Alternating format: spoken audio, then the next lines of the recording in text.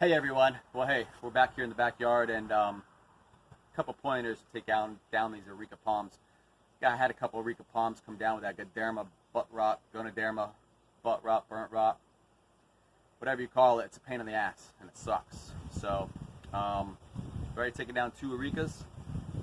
Got to my 3rd one, but here's a couple of tips I want to share with you that might make this a little bit easier for you. So, a lot of it has to do with the angle of the chainsaw, how we're going to cut that. I decided on this 3rd one, instead of cutting down the stalks and then removing that real heavy root base down there, to kind of use that chainsaw and angle it to where I'm letting the stalks use the weight to pull the root base apart. So I'll show you what I'm talking about. First thing you want to do is dig your trench.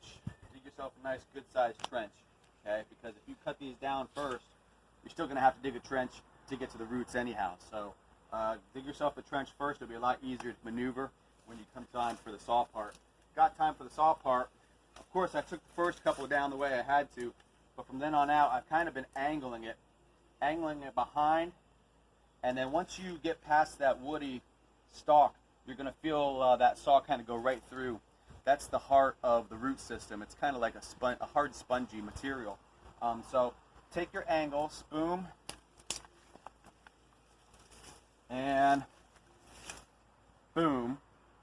And when you do that, as it loosens up, you'll be able to use the weight of the stalk, like I said, pull that out and get a good chunk of that root system also. Cameraman, if you can hit that root system right there. Because then you're just going to pull it straight out, and you'll have to start dissecting your stalks also. Now, hey, if you take a look over here, I did tarp this up. Here's where my other arecas live. You know, those conchs, they drop those spores. You remove the spores, you remove the conchs in hopes that you're taking away all the spores. But, you know, if this stuff can spread like that, I thought maybe it might be a good idea to tarp my next areca palm. Will it help? I hope. If it doesn't, the next one's going down too. So, all right, so that's a couple of tips back here in the backyard. A lot of work. Take care.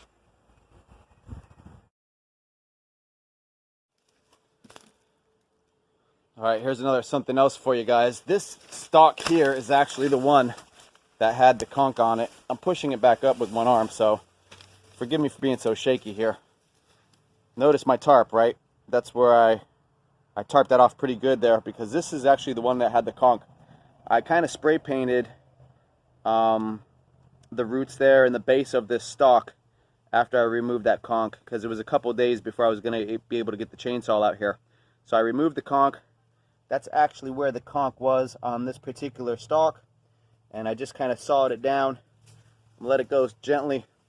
One thing that I noticed on the inside of it, remember, I'm using that technique where I'm using the weight of the stalk to help me with the root system. As I let that fall, inside there you see those little specks of white.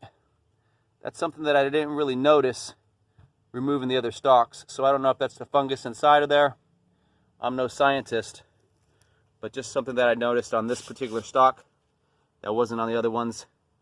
I'll come over here and see if I can get a good shot on that.